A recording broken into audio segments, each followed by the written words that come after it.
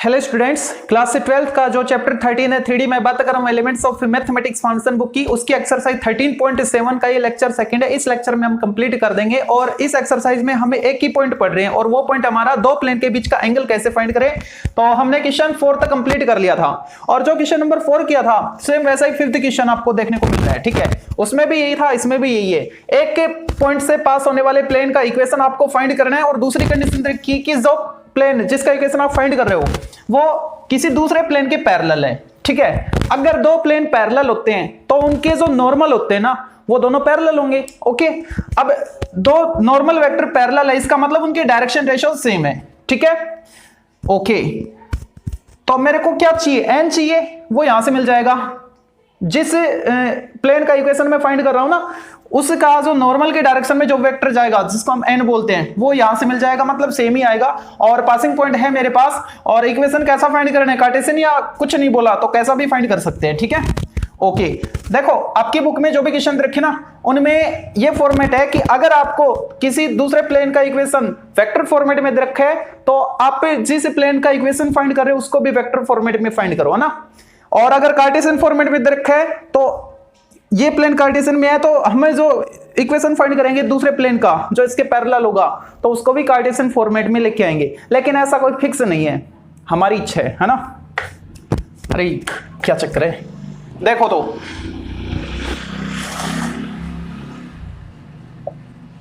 Normal to the required plane,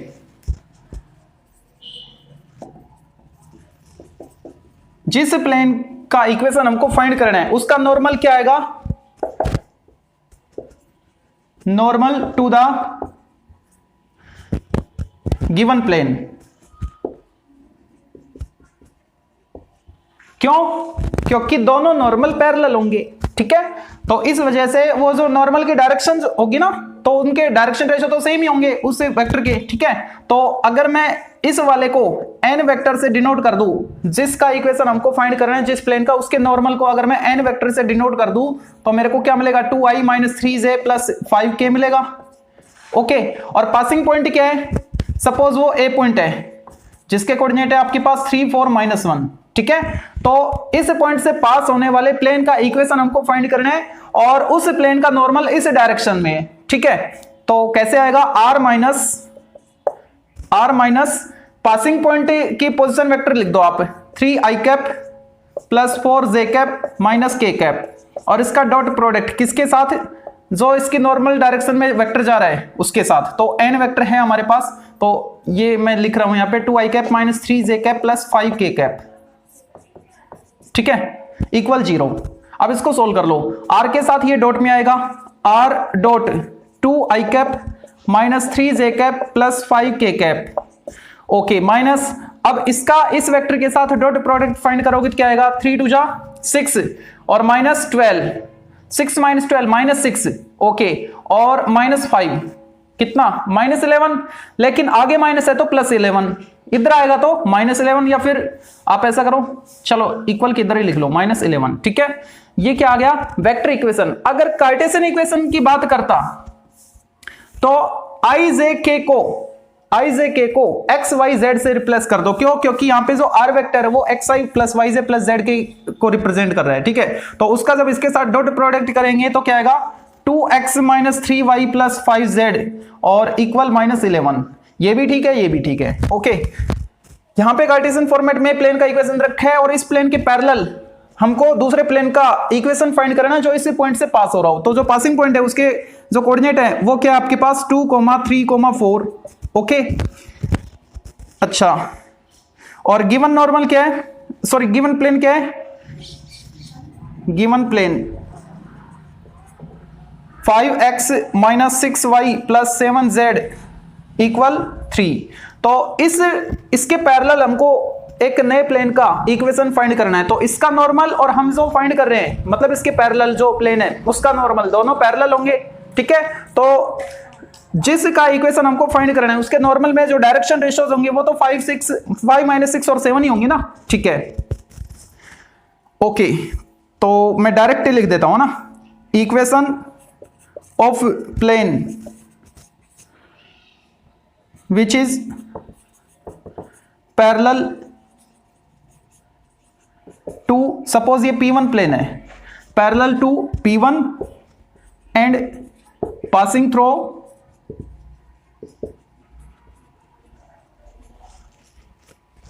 2, 3, 4, इस point से pass होने वाले और इस प्लेन के पैरेलल किसी एक प्लेन का इक्वेशन क्या आएगा, R dot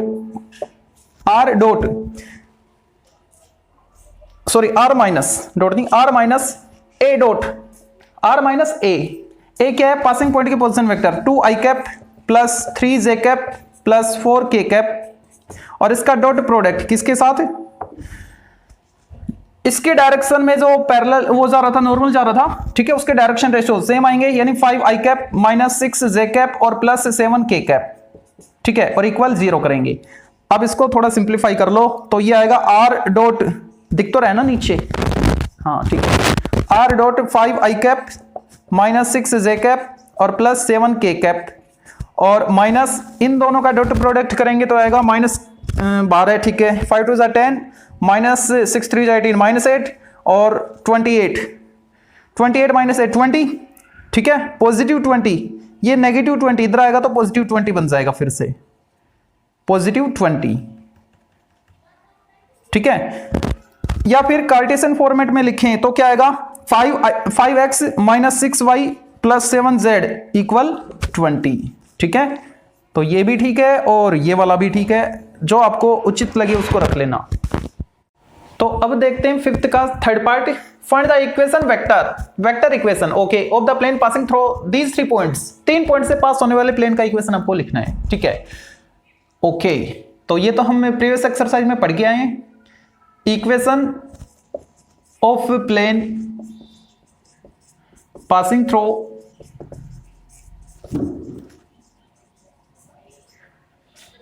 three points 2 2 -1 3 4 2 and 7 0 6। तो इन 3 पॉइंट से पास होने वाले प्लेन का इक्वेशन डिटरमिनेंट फॉर्मेट से हम फाइंड करते हैं, x माइनस x1, सपोज ये x1 y1 z1, ये x2 y2 z2 और ये x3 y3 z3 है, तो इक्वेशन क्या आएगा, x minus x1 y minus y1 z minus z1 x2 minus x1 तो 3 minus 2 1 y2 minus y1 z2 minus z1 x3 minus x1 z3 minus z1 equal 0। अब इसको solve करेंगे तो हमको जो इक्वेशन मिलेगा वो इन 3 पॉइंट से पास होने वाले प्लेन का इक्वेशन होगा, ठीक है।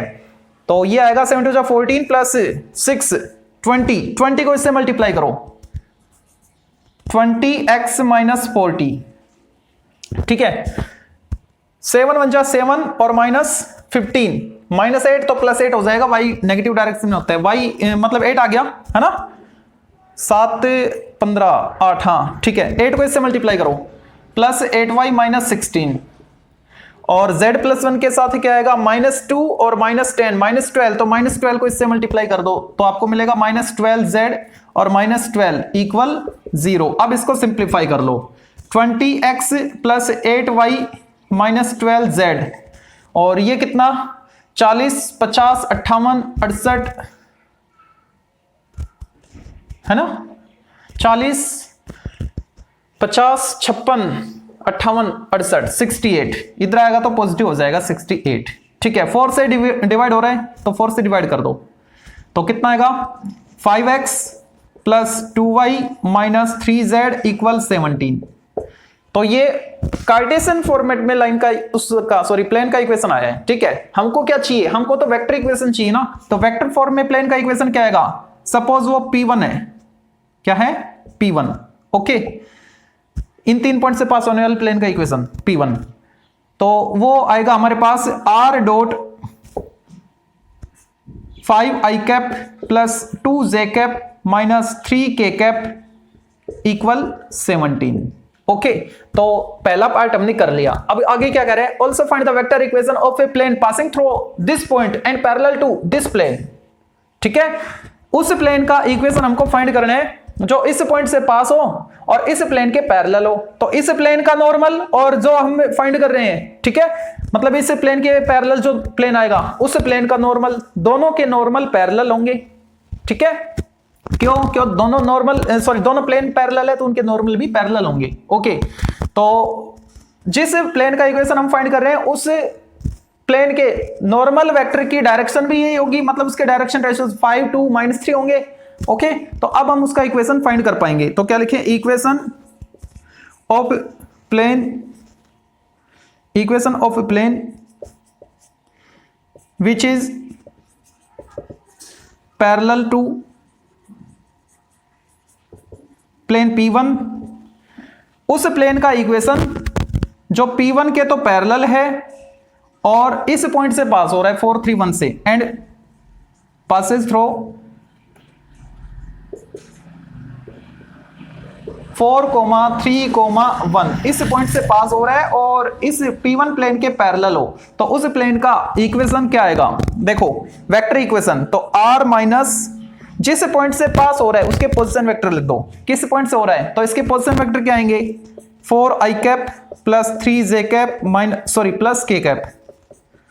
R माइनस a और डॉट क्या करते हैं? n। तो यहां पे n क्या होता है? जिस प्लेन का इक्वेशन आप फाइंड कर रहे हो उसके नॉर्मल वेक्टर के डायरेक्शन में, मतलब उसके डायरेक्शन रेशियोज। तो क्या लिखें यहां पे? अगर n वेक्टर n लिखना है तो ये लिखा जाएगा 5i cap 2j cap -3k cap और इक्वल 0। इसको थोड़ा सिंप्लीफाई करके लिख देते हैं, r dot 5i cap plus 2j cap -3k cap. अब इन दोनों वेक्टर का जब डॉट प्रोडक्ट फाइंड करेंगे तो हमारे पास क्या मिलेगा? ये नेगेटिव क्वांटिटी इधर आके पॉजिटिव हो जाएगी। और अब इनका डॉट प्रोडक्ट फाइंड करते हैं। तो 5 × 4 20, ओके, 3 2 6 26 और -3 26 -3 23। तो ये उस प्लेन का इक्वेशन आ गया जो 4 3 1 पॉइंट से पास हो रहा है और इस प्लेन के पैरेलल था। Okay, question number 6 first part इसका, find the equation of the plane passing through this point and this point. Okay, दो पॉइंट आपको रखे हैं, मतलब ये दोनों पॉइंट प्लेन पे हैं and perpendicular to this plane, और जिस प्लेन का इक्वेशन आप फाइंड कर रहे हो वो इस प्लेन के परपेंडिकुलर है, ठीक है। देखो किसी एक पॉइंट से पास होने वाले प्लेन का इक्वेशन हम निकाल पाते हैं ना, अगर ए बी सी और मिल जाते तो कोई बात नहीं। देखो उस पॉइंट से पास होने वाले प्लेन का इक्वेशन मैं लिख रहा हूं, ठीक है। Equation of plane passing through 1, -1, 2 क्या आएगा? a into x minus passing point का x coordinate plus b into Y minus तो +1 हो जाएगा और c इंटू जेड -2 इक्वल 0, ठीक है। सपोज ये P1 प्लेन है, क्या आ गया? P1 प्लेन, ठीक है। अगर इसमें मेरे को a b c मिल जाए तो काम बढ़ जाएगा, है ना। अच्छा, अब ये जो प्लेन है P1, ये इस पॉइंट से भी तो पास हो रहा है ना, तो ये पॉइंट इस इक्वेशन को सेटिस्फाई करेगा, ठीक है। Since plane P1 passing through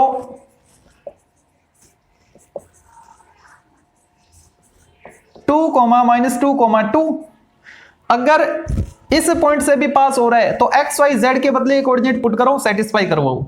then a into x क्या है? 2, तो 2 -1 1 और y की वैल्यू -2 +1 -1 इंटू b -b और 2 माइनस ये क्या है? z 0 नहीं 2 है ये, है ना। 2 -2 0, तो ये तो खत्म हो गया, तो उसको हम लिख सकते हैं 0c 0 ये इक्वल 0, ठीक है। ये मान लो इक्वेशन फर्स्ट आ गया। ओके, अच्छा, अब ये जो प्लेन था प्लेन P1, ये इस प्लेन पे कैसा है? परपेंडिकुलर है। ओके, तो प्लेन P2 को भी मैं कार्टेशियन में लिख लेता हूं, तो क्या आएगा? 6x - 2y + 2z इक्वल 9, ठीक है। Since plane P1 perpendicular to plane P2, अगर P1 P2 पे परपेंडिकुलर है तो उस केस में क्या होगा? A1 A2 + B1 B2 + C1 C2 equal 0। भाई दो प्लेन के बीच का एंगल क्या है? 90 है, ठीक है। परपेंडिकुलर है ना 90 है। अब 90 है इसका मतलब इनके जो n1 और n2 है इनका जो डॉट प्रोडक्ट आया था, ठीक है, इनका डॉट प्रोडक्ट क्या बना था, 0 बना था। क्यों, cos 90 0 और नीचे वाला इधर आके 0 हो गया था, तो n1 डॉट n2 0 ले लो, या फिर n1 और n2 का डॉट प्रोडक्ट क्या है, a1 a2 b1 b2 वही तो है, एक ही बात है वो, ठीक है। तो क्या लिखे इसको, देयरफॉर इसका a1 क्या है a और उसका a1 क्या है 6, तो a इंटू 6 6a और b इंटू -2 तो -2b और c into 0 sorry c into 2 c into 2 2c। Okay, ये क्या आएगा 0 आएगा, a1 a2 plus b1 b2 plus c1 c2 equal 0 वाली कंडीशन लगाई मैंने, ठीक है। अब दोनों इक्वेशन को सोल्व कर लो from equation first and second. दो इक्वेशन है और 3 वेरिएबल है, कैसे सोल्व करें, आराम से हो जाएगा क्रॉस मल्टीप्लाई वाला मेथड अप्लाई करके, ठीक है। तो क्या लिखें, a अपॉन, नीचे दिख तो रहे ना आपको, हाँ, तो यहां पे लिखेंगे a upon equal b upon equal c upon, okay. तो a अपॉन लिखते तो इसको और इसको ऐड कराओ, बाकियों को क्रॉस मल्टीप्लाई करवाओ, तो कितना आएगा -2, ये तो 0 हो गया। b अपॉन करेंगे तो क्या आएगा 2, ये क्या आएगा 2 और ये 0, तो ये हो गया 2, ठीक है। अच्छा, b की नेगेटिव डायरेक्शन होती ना, तो उसको मैंने नीचे लिख दिया, a equal -b upon equal c upon equal करते हैं ना, c इसको हाइड करो तो इनमें क्रॉस करवाओ, -2 और +6, -2 + 6 + 4, ठीक है। तो a b c की वैल्यू क्या आ गई हमारे पास, -2 4। सिंप्लीफाई करें तो 1 1 -2 हो जाएगी, सिंप्लीफाई बिल्कुल कर सकते हैं। ये ए बी सी क्या है, ये डायरेक्शन रेशियोज तो हैं, ठीक है। जिस प्लेन का इक्वेशन हम फाइंड करें उसके डायरेक्शन रेशियोज हैं, ओके। एक्स वाई जेड के कोफिशिएंट्स है, उनके नॉर्मल की डायरेक्शन में जो डायरेक्शन रेशियोज है वो है, और उनको हम सिंप्लीफाई कर सकते हैं, ठीक है। तो 1 1 और 4 आपको मिल चुका है, ओके, और यही तो आपको चाहिए थे, तो इसमें वैल्यू सब्स्टिट्यूट कर दो। Hence equation of plane P1, तो P1 का अब इक्वेशन क्या आएगा, ABC की वैल्यू सब्स्टिट्यूट करो। ABC क्या है यहाँ पे 1 1 -2 है, सिंप्लीफाई करने के बाद, तो यहाँ पे 1 पुट करोगे तो क्या आएगा x -1, यहाँ पे 1 पुट करो b की वैल्यू, तो ये आएगा y + 1 और c की वैल्यू -2 पुट करो, मैंने -2 से डिवाइड किया था, ठीक है। तो क्या आएगा -2z और +4 = 0। तो आपको इक्वेशन मिल चुका है x + y -2z, और ये तो कैंसिल हो गया, +4 = 0, ठीक है। कौन सा इक्वेशन चाहिए था, कोई भी नहीं बोला तो कार्टेशियन में छोड़ दो, ये इसका आंसर हो जाएगा। तो अब देखते हैं सिक्स्थ का जो सेकंड पार्ट, उसको ये भी वही कह रहा है, 2 पॉइंट रखे पासिंग पॉइंट और उस प्लेन के परपेंडिकुलर है, ठीक है। लेकिन अब की बार वेक्टर ना देके कार्टेशियन इक्वेशन दे दिया, कोई बात नहीं। तो उस पॉइंट से पास होने वाले प्लेन का इक्वेशन हम निकाल लेते पहले, है ना। Equation of plane passing through 2, -3, 1 क्या आएगा, a into x -2 plus b into y +3 plus c into z -1 = 0। यहां पे a b c क्या है, जिस प्लेन का इक्वेशन हम फाइंड कर रहे हैं उस प्लेन के नॉर्मल डायरेक्शन में जो वेक्टर्स आ रहे हैं उसके डायरेक्शन रेशियोज हैं, ठीक है। इसको मैं P1 बोल देता हूं, प्लेन P1, ठीक है। अब ये जो प्लेन P1 है ये इस पॉइंट से भी तो पास हो रहा है, since plane P1 also passing through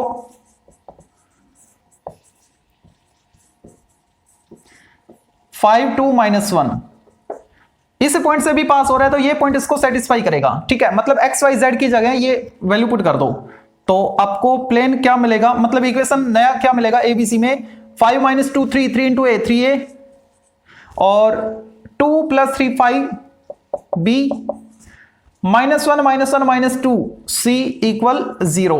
equation first आ गया, ठीक है। सेकंड इक्वेशन एबीसी में आएगा कब, जब ये वाली कंडीशन लोगे, ये जो प्लेन P1 है ये इस प्लेन पे परपेंडिकुलर है ना। तो P2 का इक्वेशन मैं लिख लेता हूं, सेकंड प्लेन जो गिवन प्लेन है, x - 4y + 5z + 2 = 0, ठीक है। सिंस प्लेन P1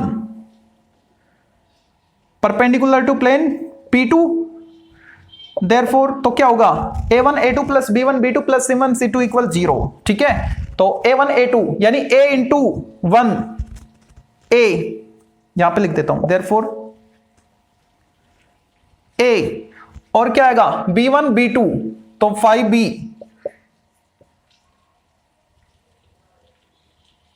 अरे इसको B2 क्या है -4 है ना, तो -4 से मल्टीप्लाई करेंगे, ठीक है, -4B और C1 C2 मतलब 5C इक्वल 0, ठीक है। इक्वेशन सेकंड, अब दोनों को सोल्व कर लो from equation first and second. क्या आएगा देखो, x अपॉन इक्वल, x नहीं a है यहां पे, a upon equal minus b upon equal c upon, ठीक है। देखो तो a के नीचे क्या आएगा, तो इनको हाइड कर लो a वाले को, बाकी में क्रॉस मल्टीप्लाई करो, 25 और -8 कितना 17, b वाले में क्या आएगा 15 + 2 17, तो इस माइनस को मैंने नीचे ट्रांसफर कर दिया, और c वाले में क्या आएगा, c को हाइड किया, -12 -5 -17, ठीक है। तो ABC क्या आ गया आपके पास 17 -17 -17, ओके। आप ऐसा करो -17 से डिवाइड कर दो या ओनली 17 से डिवाइड कर दो, ठीक है। तो मैं 17 से डिवाइड कर देता हूं, ओके। तो ABC क्या आएंगे मेरे पास 1, -1, -1, ओके। अब ABC की वैल्यू आ गई है मेरे पास, तो इक्वेशन क्या आएगा now, equation of plane P1, देखो ABC की वैल्यू सब्स्टिट्यूट कर दो, A 1 है, B -1 है और C -1 है, ठीक है। सिंप्लीफाई करने के बाद तो ये आएगा 1 × x - 2 x - 2 और -1 × y + 3, तो -y -3 और -1 × z -1, तो -z + 1 = 0, x - y - z, और ये कितना हो गया -4, इधर आएगा तो +4 हो जाएगा, ठीक है। तो ये कार्टेशियन फॉर्मेट में उस प्लेन का इक्वेशन आ गया जिसका इक्वेशन हमको फाइंड करना था, 2 पॉइंट से पास होने वाला और इसके परपेंडिकुलर है, ठीक है। और वेक्टर फॉर्मेट में लिखना चाहो लिख सकते हो, क्या जाएगा r dot X Y Z के जो कोफिशिएंट्स हैं उनके साथ i j के अप्लाई कर दो, यानी i cap - j cap - k cap और इक्वल 4। ये भी ठीक है, ये भी ठीक है, दोनों भी ठीक है। तो अब देखते हैं question number 7, find the equation of the plane passing through the origin. एक पॉइंट आपको दे दिया 0,0,0 एंड अब की बार दो प्लेन दे रखे हैं और उन दोनों पे परपेंडिकुलर है हमारा वाला प्लेन, है ना, जो हम फाइंड कर रहे हैं, ओके। तो ओरिजिन से पास होने वाले प्लेन का इक्वेशन क्या आएगा, उसमें जो कांस्टेंट टर्म है जो d होती है वो 0 हो जाएगी, ठीक है। ax + by + cz = 0 फॉर्मेट का इक्वेशन होगा। तो उससे पहले ये जो प्लेन है इनको मैं P1 P2 बोल देता हूं, गिवन प्लेन्स क्या क्या है, पहले वाले को मैंने P1 बोल दिया, P1 प्लेन है आपके पास x + 2y - z = 1 and P2 plane क्या है 3x - 4y + z = 5, ठीक है। और उस प्लेन का इक्वेशन हम फाइंड कर रहे हैं जो ओरिजिन से पास हो रहा है और इन दोनों पे परपेंडिकुलर है, ठीक है। Equation of plane passing through origin से पास होने वाले प्लेन का इक्वेशन क्या आएगा, उसको मैं P से डिनोट कर लेता हूं, रिक्वायर्ड प्लेन P, ठीक है। तो ax + by + cz = 0 होगा, ओरिजिन से पास हो रहा है तो जो कांस्टेंट टर्म है वो नहीं होती, उसमें 0 होती है, ठीक है। और यहाँ पे a b c क्या है, इस प्लेन के नॉर्मल डायरेक्शन में जो वेक्टर जा रहा है उसके पोजीशन वेक्टर्स हैं, ठीक है, ओके। अगर मेरे को a b c मिल जाए तो इक्वेशन मेरे को मिल जाएगा। तो हमारा टारगेट क्या रहेगा, ABC को फाइंड करना। तो ABC को फाइंड करने के लिए इसने कंडीशन रखी है कि जो प्लेन P है ये इस पे परपेंडिकुलर है और ये P इस पे भी परपेंडिकुलर है, तो ABC में दो इक्वेशन आएंगे, क्रॉस मल्टीप्लाई करके सोल्व कर लेंगे, ठीक है। कैसे आएगा, हाँ, ये P1, ये प्लेन P इस P1 पे परपेंडिकुलर है, since plane P perpendicular to plane P1, अगर P P1 पे परपेंडिकुलर है तो A1 A2 + B1 B2 + C1 C2 = 0 कर दो, तो क्या आएगा A × 1 A, एंड दूसरी वाली कंडीशन भी लिख लो कि ये इस पे भी परपेंडिकुलर है, दोनों इक्वेशन को ऊपर नीचे लिख लेंगे ना, and P also perpendicular to plane P2, therefore तो क्या होगा, इसका A1 इसका A2 यानी A और इसका B1 इसका B2 + 2B C1 C2 - C = 0, okay. ऐसे इसके लिए करो 3a - 4b + c, 3a - 4b + c A1 A2 B1 B2 C1 C2 वाला, ठीक है, फंडा अप्लाई किया मैंने। अब इनको सोल्व कर लेते हैं। तो क्या आएगा, A upon equal minus B upon equal C upon equal C upon, ठीक है। A को हाइड किया, क्रॉस करवाया, तो कितना आया 2 माइनस 4 माइनस 2। B के लिए 1 माइनस प्लस 3 1 प्लस 3, हाँ 1 प्लस 3 4, ये जो माइनस था ये नीचे आ जाएगा, माइनस 4 हो जाएगा। और C के लिए minus 4 minus 6 minus 10। Okay, simplify कर सकते हैं। ABC के डायरेक्शन रेशियोज ही है ना रिक्वायर्ड प्लेन के, ठीक है। रिक्वायर्ड प्लेन के नॉर्मल वेक्टर के डायरेक्शन में जो वेक्टर जा रहा था उसके डायरेक्शन रेशियोज है, तो इनको सिंप्लीफाई करके लिखेंगे। तो ABC की वैल्यू क्या मिलेगी आपको, A की वैल्यू आएगी -1, माइनस से भी डिवाइड कर दो आप 1, B की वैल्यू क्या आएगी 2 और C की वैल्यू 5। क्या क्या मैंने -2 से डिवाइड कर दिया, ठीक है। अब उस प्लेन P का इक्वेशन हम फाइंड कर पाएंगे। Now equation of plane P या फिर required equation of plane, equation of required plane. तो ABC की वैल्यू सब्स्टिट्यूट कर दो, आपके पास है 1 2 5, तो क्या आएगा 1 2 5 इक्वल 0। ये वो प्लेन होगा जो ओरिजिन से पास हो रहा था और इन दोनों प्लेन पे परपेंडिकुलर था। तो अब देखते हैं क्वेश्चन नंबर 8 को।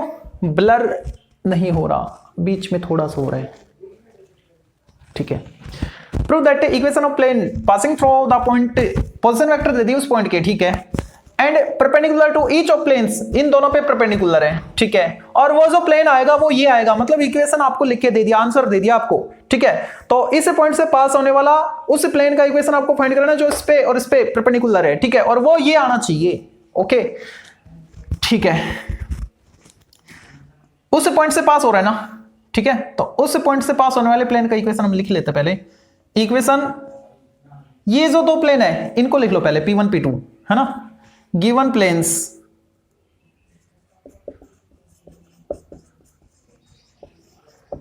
क्या क्या है, एक तो P1 प्लेन है आपके पास। अभी मैं इनको कार्टेशियन में लिख लेता हूं, ABC की वैल्यू आ जाएगी, उसके बाद मैं वापस से वेक्टर में चेंज करवा दूंगा, ठीक है।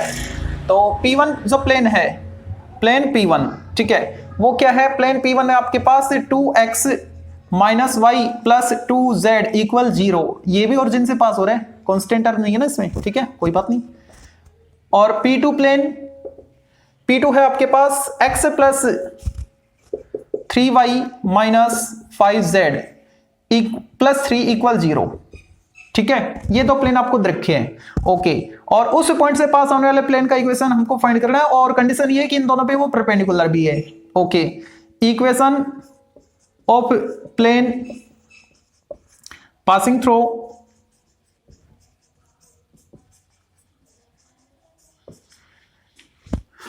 फाइव कोमा 2 कोमा -3, इस पॉइंट से पास होने वाले प्लेन का इक्वेशन, सपोज वो प्लेन हमारे पास P आएगा, ठीक है। तो क्या लिखें उसको, a into x minus x1 5 plus b into Y minus y1 plus c into z minus z1, okay, equal 0, ठीक है। अब ये जो प्लेन है P, ये P1 पे भी परपेंडिकुलर है और P2 पे भी परपेंडिकुलर है। Since plane P1 perpendicular to plane, sorry, plane P perpendicular to P1 and plane P also perpendicular to plane P2, ठीक है। यहां से ABC में दो इक्वेशन आ जाएंगे, उनको सोल्व कर लेंगे। तो प्लेन P अगर P1 पे परपेंडिकुलर है तो A1 A2 plus B1 B2 plus C1 C2 0 होना चाहिए। A1 क्या है, यहाँ पे x का कोफिशिएंट A ही आएगा, यहाँ पे y का B आएगा, वहां पे z का C आएगा, ठीक है। तो A को 2 से मल्टीप्लाई करो 2A, B को -1 से -B, C को 2 से 2C plus 2C plus 2C, okay, equal 0। ऐसे ही दूसरे वाले में क्या आएगा, A plus 3B minus 5C, A plus 3B minus 5C equal 0। अब इनको सोल्व करना है, A upon minus B upon equal C upon, तो A को हाइड करेंगे तो आएगा 5 माइनस 6 माइनस 1, माइनस B के लिए आपको क्या मिलेगा -10 और -2 -12, तो इस माइनस की वजह से +12 हो जाएगा। और C के लिए क्या मिलेगा, 3 2 6 + 1 7, ये सिंप्लीफाई नहीं हो रही, कोई बात नहीं, ठीक है। Okay,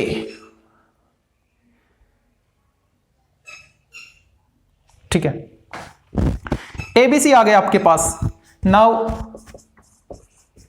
equation of plane P, plane P का इक्वेशन क्या आएगा, ए की वैल्यू सब्सटीट्यूट करो -1, तो ये आएगा -x + 5, बी की वैल्यू 12 से मल्टीप्लाई करो इसको, तो ये आएगा 12y - 24, और सी की वैल्यू है 7 से मल्टीप्लाई करो 7z और +21 = 0। ठीक है, x वाली टर्म इधर लेके जाओगे पॉजिटिव हो जाएगी, y वाली नेगेटिव हो जाएगी, और z वाली वो भी नेगेटिव हो जाएगी, और इधर कांस्टेंट पॉजिटिव बचेगा, और वो क्या आएगा, कांस्टेंट है 21, ओके, -24 -3 + 5 + 2। ठीक है, ये तो वेक्टर इक्वेशन नहीं है, ये तो कार्टेशियन इक्वेशन है, तो इसको वेक्टर में कन्वर्ट कर लो। r dot X Y Z के जो कोफिशिएंट्स उनके साथ i j के कंपोनेंट यूज कर दो आप, यानी i कैप -12 j कैप और -7 k कैप = 2। चेक करो ये और ये सेम है क्या, i -12 -7 हाँ = 2, ओके, हेंस 2। तो देखते हैं 9th क्वेश्चन को, ये भी ऐसा ही है, पासिंग पॉइंट आपको रखे और इन दोनों पे परपेंडिकुलर है वो प्लेन जिसका इक्वेशन हमको फाइंड करना है। ओके, तो इन दोनों को पहले मैं P1 P2 बोल देता हूं, गिवन प्लेन्स,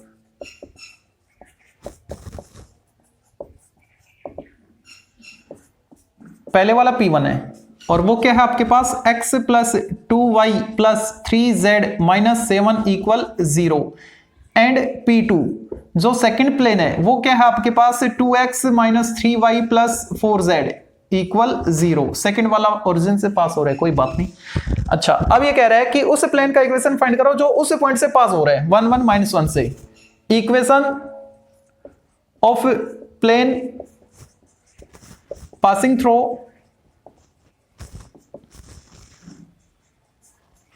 1 1 -1 क्या आएगा, a × x - 1 + b × y - 1 + c × z + 1 = 0, और इसको मैं प्लेन P बोल देता हूं।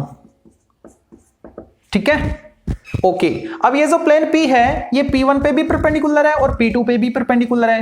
Since plane P perpendicular to plane P1 and plane P also perpendicular to plane P2, therefore तो क्या होना चाहिए, A1 A2 + B1 B2 + C1 C2 = 0 P और P1 के लिए। ठीक है, तो AX प्लस, अरे AX कैसे आएगा, A × 1 A और B के साथ 2 मल्टीप्लाई करो प्लस 2B और 3C प्लस 3C = 0। ऐसे ही दूसरे वाले से क्या मिलेगा, 2a - 3b + 4c, 2a - 3b + 4c = 0। अब इन दोनों को सोल्व करते हैं, तो a upon equal -b equal c upon. ठीक है, तो a के नीचे क्या आएगा, 8 + 9 17, b के नीचे आएगा 4 - 6 -2, तो ये +2 हो जाएगा, और C के नीचे -3 -4 -7, सिंप्लीफाई नहीं हो रही, कोई बात नहीं, तो ABC आपके पास आ गया। ठीक है, तो अब इस प्लेन का इक्वेशन निकाल लो आप P का। Now equation of plane P क्या आएगा, देखो यहां पे ABC की वैल्यू सब्स्टिट्यूट कर दो, 17 से मल्टीप्लाई करो, 17x - 17, 2 से मल्टीप्लाई करो 2y - 2, 2 से मल्टीप्लाई करेंगे तो क्या आएगा, 2y - 2, और -7 से मल्टीप्लाई करेंगे तो आएगा -7z और -7 = 0। अब इसको थोड़ा सिंप्लीफाई करके लिख दो, 17x + 2y - 7z, बात करें कांस्टेंट टर्म की तो कितना रहा है, 17 और 7 24 26, इधर आएगा तो +26 हो जाएगा। ठीक है, 26 है ये। अगर वेक्टर फॉर्मेट में लिखोगे तो क्या आएगा, r dot 17 i cap plus 2 j cap -7 k cap = 26। Okay, जैसा आपको उचित लगे। तो अब देखते हैं क्वेश्चन नंबर 10 को, find the equation of the plane that contains the point 1 -1 and 2, यानी ये पॉइंट जो है ये उस प्लेन पे लाई कर रहा है, मतलब इस पॉइंट से वो प्लेन पास हो रहा है। ठीक है, and is perpendicular to each of the planes this and this. Okay, same वैसा ही क्वेश्चन आ गया भी। तो इन दोनों को जिसपे वो परपेंडिकुलर है इनको मैं P1 और P2 से रिप्रेजेंट कर देता हूं। गिवन प्लेन्स क्या क्या है देखो, एक को मैंने P1 बोल दिया, पहले वाले को P1 है आपके पास 2x plus 3y minus 2z equal 5 and P2 second plane है आपके पास x plus 2y minus 3z equal 8। ठीक है, अच्छा अब 1 -1 और 2 से पास होने वाले प्लेन का इक्वेशन हमको लिखना है। पहले तो equation of plane passing through 1 -1 2 क्या आएगा, a इंटू उसको मैं प्लेन P बोल देता हूं, a into x minus 1 plus b into Y plus 1 plus c into z minus 2। ठीक है, इक्वल 0। ओके, अब ये जो प्लेन P है ये P1 पे भी और P2 पे भी परपेंडिकुलर है। Since plane P perpendicular to plane P1 and plane P also perpendicular to plane P2, therefore क्या होगा, a1 a2 plus b1 b2 plus c1 c2 equal 0, यानी 2a plus 3b minus 2c equal 0। और second वाले से क्या आएगा, a plus 2b minus 3c, a plus 2b minus 3c equal 0। अब इनको सोल्व करते हैं, a upon minus b upon c upon, तो a को हाइड करेंगे तो -9 और प्लस 4 -5। ठीक है, हाँ b को हाइड करेंगे तो -6 और प्लस 2 -4, तो ये कैंसिल हो जाएगा। ओके, c के लिए 4 -3 1, 4 -3 1, तो a b c की वैल्यू आपको मिल चुकी है। ठीक है, तो ये वैल्यू यहां पे पुट करते हैं, प्लेन आपको मिल जाएगा। Now equation of plane P क्या आएगा, a की वैल्यू -5 पुट करो तो -5 से मल्टीप्लाई कर दो, -5x प्लस 5, b की वैल्यू 4 से मल्टीप्लाई करो 4y प्लस 4, c की वैल्यू 1, तो z माइनस 2 इक्वल 0। तो ये आएगा आपके पास, इधर आएगा तो 5x positive 4y negative z negative और कांस्टेंट इधर था पॉजिटिव रहेगा तो कितना आएगा, 7 बचेगा। ठीक है, या फिर वेक्टर फॉर्मेट में लिख लो इसको, r dot 5i cap minus 4j cap minus k cap equal 7। ठीक है, जो भी आपको उचित लगे वो रख लेना। तो अब देखते हैं इस एक्सरसाइज का last question number 11।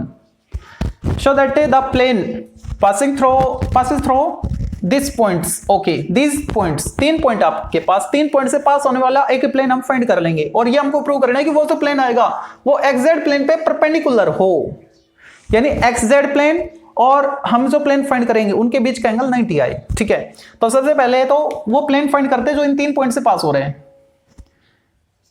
Equation of plane which passes through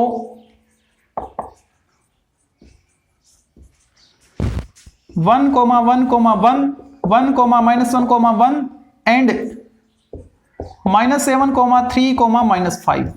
in 3 point से पास होने वाले प्लेन का इक्वेशन कैसे फाइंड करते हैं, डिटरमिनेंट फॉर्मेटिव वाले मेथड से। x माइनस, देखो इसको x1 y1 z1, x2 y2 z2 और इसको x3 y3 z3 अगर मैं डिनोट कर दूं इनसे तो हमको क्या मिलेगा, x minus x1 -1, y minus 1 z minus 1, x2 minus x1 0 और y2 माइनस y1 -2 और वापस 0 हो गया वो। ठीक है, वहां से क्या मिलेगा, -7 और -1 -8, 3 -1 2, -5 -1 -6 इक्वल 0। अब इनको सोल्व करके हम उस प्लेन का इक्वेशन फाइंड कर लेंगे। ठीक है, तो क्या आएगा, x -1 के साथ मल्टीप्लाई आएगा 12, तो ये मिलेगा आपको 12x माइनस 12, y के साथ 0 तो 0y हो गया। z -1 के साथ क्या मल्टीप्लाई करना पड़ेगा आपको, z -1 के साथ -16, तो -16z और माइनस माइनस प्लस 16 इक्वल 0। अब इसको थोड़ा सिंप्लीफाई कर लेते हैं, 12x, ये तो y खत्म हो गया 0 है, -16z, बात करें कांस्टेंट टर्म की तो वो +4 आ रहे हैं। कंप्लीट इक्वेशन में 4 से डिवाइड कर सकते हैं, 3x minus 4z plus 1 equal 0। ये क्या आ गया, ये उस प्लेन का इक्वेशन आ गया जो उन 3 पॉइंट से पास हो रहा था। ठीक है, अब हमको प्रूव करना है कि ये जो प्लेन P1 है ये एक्सजेड प्लेन पे परपेंडिकुलर होना चाहिए। अगर दो प्लेन परपेंडिकुलर हैं इसका मतलब A1 A2 plus B1 B2 plus C1 C2 equal 0 आना चाहिए। तो ये कंडीशन हमको प्रूव करनी होगी, है ना। A1 A2 plus B1 B2 plus C1 C2 0 लेके आना होगा। ठीक है, तो यहां से मैं A1 B1 C1 फाइंड कर सकता हूं ना। A1 B1 C1, A1 B1 C1 का मतलब क्या है, इस प्लेन के नॉर्मल वेक्टर के डायरेक्शन में जो डायरेक्शन रेशियोज आएंगे और वो क्या आपके पास एक्स वाई जेड के जो कोफिशिएंट्स हैं, यानी 3, 0, -4, y तो 0 है ना। ठीक है, अब दूसरे प्लेन के भी A2 B2 C2 चाहिए और प्लेन कौन सा है, एक्स जेड प्लेन है। ठीक है, तो एक्स जेड प्लेन के नॉर्मल वेक्टर की डायरेक्शन में जो भी वेक्टर है या फिर नॉर्मल वेक्टर जो है इसका, उसके डायरेक्शन रेशियोज। ठीक है, तो X Z plane coordinate plane है। ठीक है, कोऑर्डिनेट प्लेन का मतलब एक्स और जेड जो कोऑर्डिनेट एक्सिस हैं उनसे बनने वाला प्लेन है। ठीक है, तो कोऑर्डिनेट प्लेन एक्स जेड है, इसके परपेंडिकुलर कौन होगा, वाई होगा। एक्स जेड प्लेन के परपेंडिकुलर कौन होता है, वाई होता है। तो ये परपेंडिकुलर है ना, मतलब ये नॉर्मल का काम कर रहा है, वाई इसके लिए नॉर्मल का काम कर रहा है, वाई एक्सिस। ठीक है, तो इसका नॉर्मल कौन हो गया, वाई एक्सिस हो गया। और वाई एक्सिस हो गया तो वाई एक्सिस के फिर हमको डायरेक्शन रेशियोज पता होने चाहिए, वो तो हम जानते हैं 0, 1, 0 होते हैं वाई एक्सिस के डायरेक्शन रेशियोज। ठीक है, तो यहां से A2 B2 C2 मिल जाएंगे। Direction ratios DRS, direction ratios of, दिख तो रहा है ना आपको, हाँ ठीक है, of normal to the plane to the XZ plane. ठीक है, XZ प्लेन, XZ प्लेन के नॉर्मल के जो डायरेक्शन रेशियोज होंगे वो क्या होंगे, वही होंगे जो वाई कोऑर्डिनेट वाई एक्सिस के डायरेक्शन रेशियोज होंगे। क्यों, क्योंकि XZ प्लेन पे परपेंडिकुलर कौन है, वाई है। ठीक है, तो वाई के डायरेक्शन रेशियोज लिख दो, और वाई एक्सिस के डायरेक्शन रेशियोज क्या है, 0, 1, 0। ओके, मतलब A2 B2 C2 आपको मिल गए, नीचे दिख रहा है। ओके, A2 B2 C2 वो आपको मिल चुके हैं, क्या 0, 1, 0। ठीक है, ये 0 है। अब हम फाइंड करेंगे A1 A2 plus B1 B2 plus C1 C2, ये 0 आ जाना चाहिए। तो चेक करते हैं क्या आएगा। A1 को A2 से मल्टीप्लाई करो, 3 इंटू 0 0, 1 इंटू 0 0, ये इंटू 0 0, तो आ गया ना 0, ये 0 आ रहा है। इसका मतलब ये जो प्लेन P1 है ये परपेंडिकुलर है किस पर, XZ प्लेन पे। Hence plane P1 is perpendicular to XZ plane, hence prove।